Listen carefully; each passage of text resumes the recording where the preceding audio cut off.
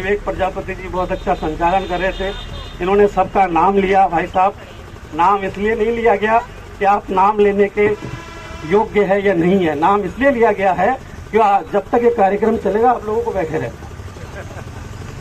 एक बार तालियां बजाइए जरा। बहुत अच्छा संचालन इन्होंने किया है, बहुत शानदार कार्यक्रम कर रहे थे। ऐसा नहीं है मैं हास्य का कवि हूँ, और मैं चूंकि शहीदों की श्रद्धांजलि है तो मैंने अपना कर्तव्य का अगर पालन कर लिया है तो एक बार तालियों के साथ मुझे सूचित करें ताकि मैं अपनी औकात में आ सकूं। सही कह रहा हूँ भाई साहब, काशीपुर के लोग बड़े इंटेलिजेंट होते हैं। कोई कह रहा था कि काशीपुर में कवि सम्मेलन नहीं होता, संस्कृति नहीं है काशीपुर की, साहित्य नहीं है, मगर मैं आपको बता दूं काशीपुर का आदमी के पास जो लिटरेचर है वो दुनिया में किसी भी आदमी के पास नहीं है।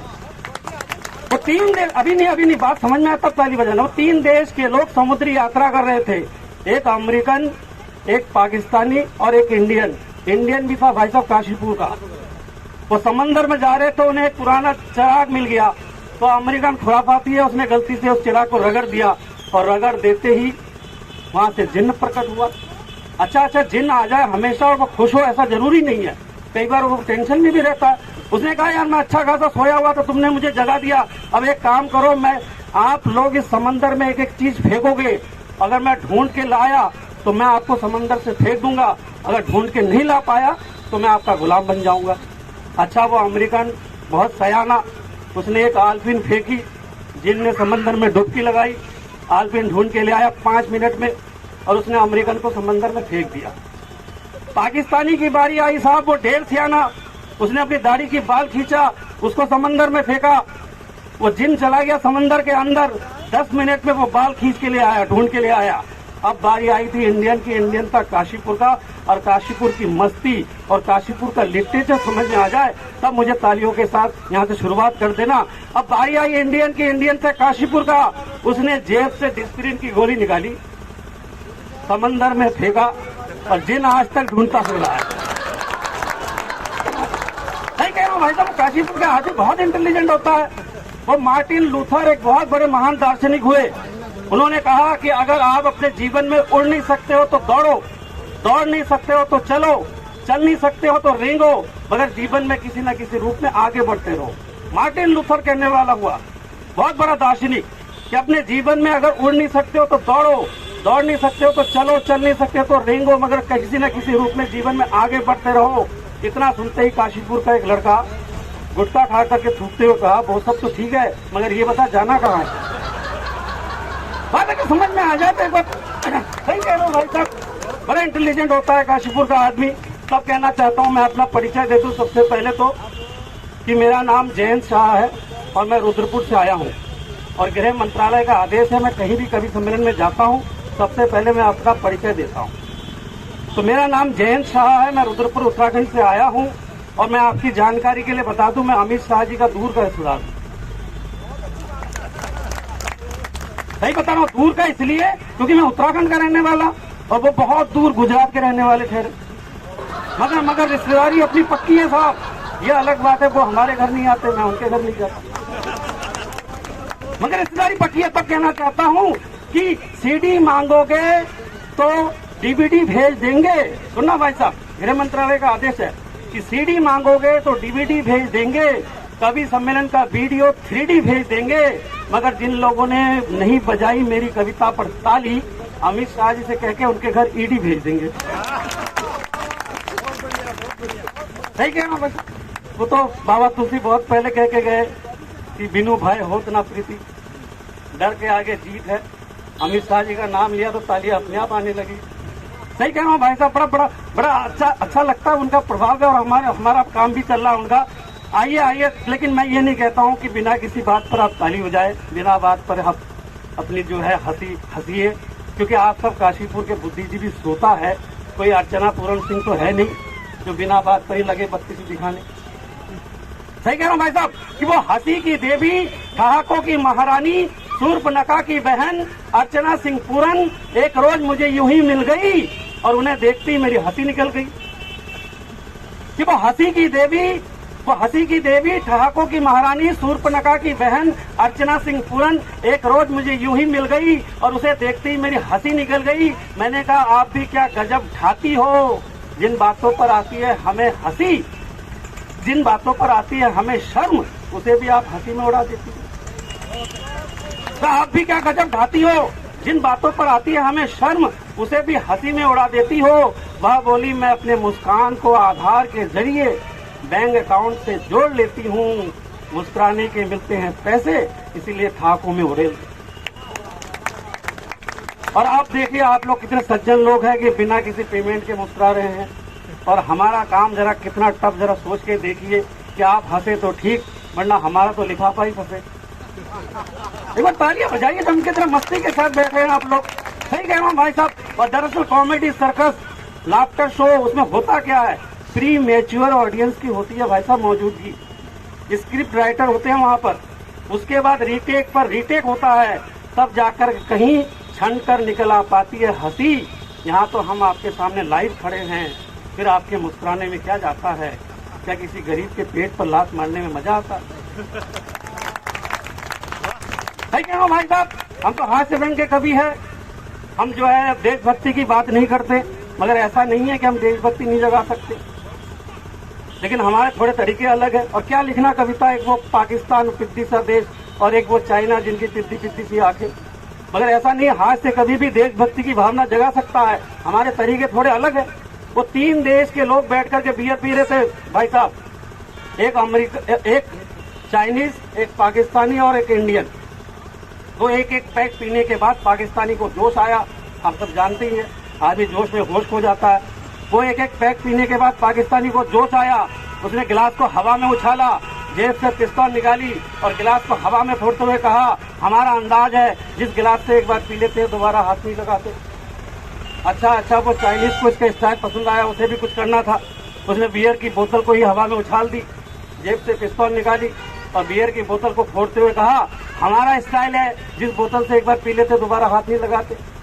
अब बारी आई इंडियन की, और अगर इंडियन की बात आप तक पहुंचे तो यहाँ से लेकर वहां तक मुझे सूचित करना और अपनी तालियां रोक सके तो रोक के दिखाना। अब बारी आई इंडियन की, उसे भी कुछ नया करना था, उसने प्लेट को हवा में उछाला, जेब से पिस्तौल निकाली और चाइनीज और पाकिस्तानी को गोली से भूनते हुए कहा, हमारा अंदाज है जिसके साथ एक बार बैठ जाते दोबारा नहीं बैठते। सही कह रहा हूँ भाई साहब। जब हमारा काम इसी तरह से चल जाता, देशभक्ति ऐसी जग जाती है, तो काहे कोई आकाश की तरह लंबी लंबी कविताएं लिखे, है कि नहीं भाई साहब? आपने देखा हो कि था टेंशन में था वो, बाल कभी इधर इधर उधर होता है, रोज का कभी बड़ा टेंशन में रहता है। वो एक दिन वो कह रहा था, जैसे रोज के कभी कहते हैं कि सत्ता मेरे हाथ में दे दो मैं देश बदल के रख दूंगा, सत्ता मेरे हाथ में दे दो मैं देश बदल के रख दूंगा। तो पीछे से उसकी पत्नी आई कि 15 दिन से एक ही पैंट पहन के घूम रहे, उसे तो बदलना तुम्हें आ नहीं रहा है। वो के कभी होगी अपने अपने वो होते हैं साहब।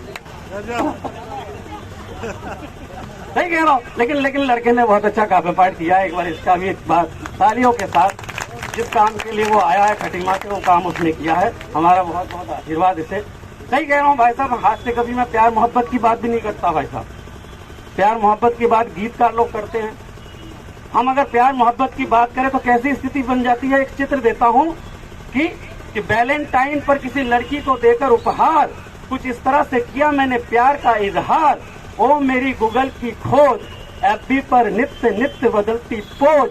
जब से सर्च किया है मैंने तुम्हारा प्रोफाइल, मेरा दिल वाइब्रेशन में आ गया जैसे कि मोबाइल।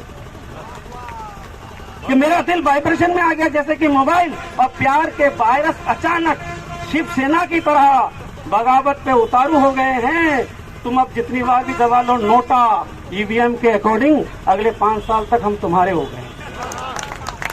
तो भाई साहब हम तो हाथ से कभी, हम तो इसी तरह से काम करते हैं। वो गीतकार की तरह नहीं। वो गीतकार कहता है कि दिल से लिखी पंक्तियां, दिल से लिखी पंक्तियां। अबे दिल से काहे को लिख रहे हो, तुम्हारे घर में पेन नहीं है? कोई आगे कहता है, वो गीतकार कहता है कि 100 साल पहले मुझे तुमसे प्यार था, आज भी है कल भी रहेगा।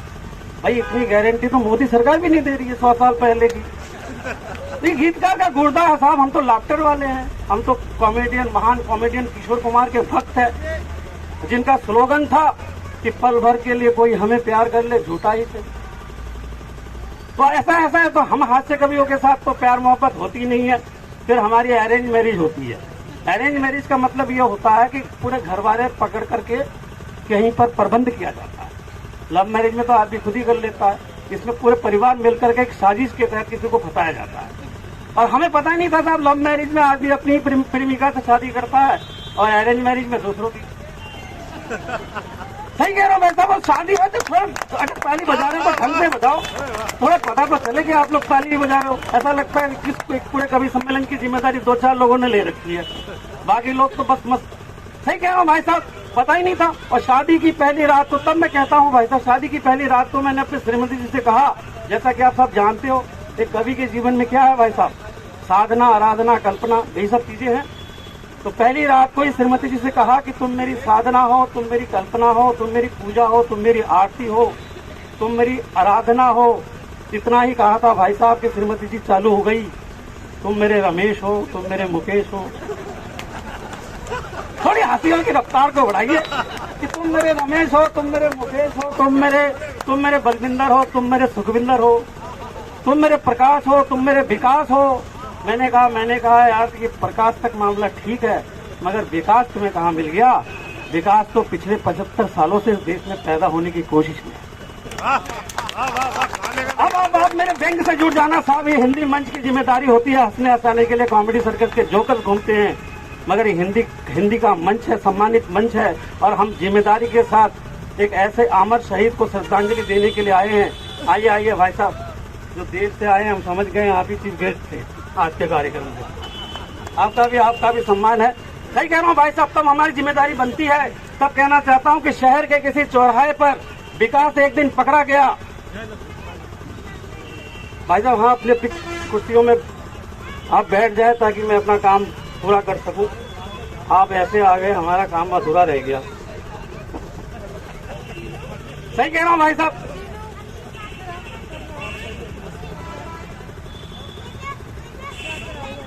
तो शहर के किसी चौराहे पर विकास एक दिन पकड़ा गया, ट्रैफिक मैन के हाथों बुरी तरह जकड़ा गया।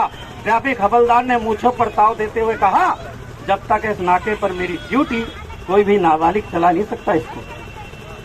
सुनना भाई साहब, एकदम समापन की तरह, जिस तरह से आप लोगों ने मुझे शुरुआत दी थी, ये कविता एकदम पिन ड्रॉप साइलेंट में आप सुनना। मैं जानता हूँ काशीपुर के लोग जितना अच्छा कवि सम्मेलन सुनते हैं उतनी अच्छी कविता ही सुन लेते हैं। कि शहर के किसी चौराहे पर विकास एक दिन पकड़ा गया, ट्रैफिक मैन के हाथों बुरी तरह जकड़ा गया। ट्रैफिक हवलदार ने मूंछों पर ताव देते हुए कहा, जब तक है इस नाके पर मेरी ड्यूटी, कोई भी नाबालिग चला नहीं सकता इसको। और तू तो कल का बच्चा है, जुम्मा हुए चुनावी रैली में पैदा हुए, अभी से बिना हेलमेट के दौड़े जा रहा है, अबे सिग्नल पर सिग्नल तोड़े जा रहा है। विकास ने तुरंत हाथ पैर जोड़ लिए, कहा देश में छाई मंदी है, इसलिए मुझे थोड़ी जल्दी। अगर कविता आपको स्पर्श करे तब आप मुझे आशीर्वाद देना कि विकास ने तुरंत हाथ पैर जोड़ लिए, कहा देश में छाई मंदी है, इसलिए मुझे थोड़ी जल्दी है। वैसे मुझे जाना है दूर गांव तक, बरगद के पेड़ और पीपल की छाव तक, कि बरगद के पेड़ और पीपल की छाव तक मेरी राह ताक रहे हैं बच्चे, बूढ़े और जवान, मेरे लिए पलके बिछाए हैं इस देश के किसान।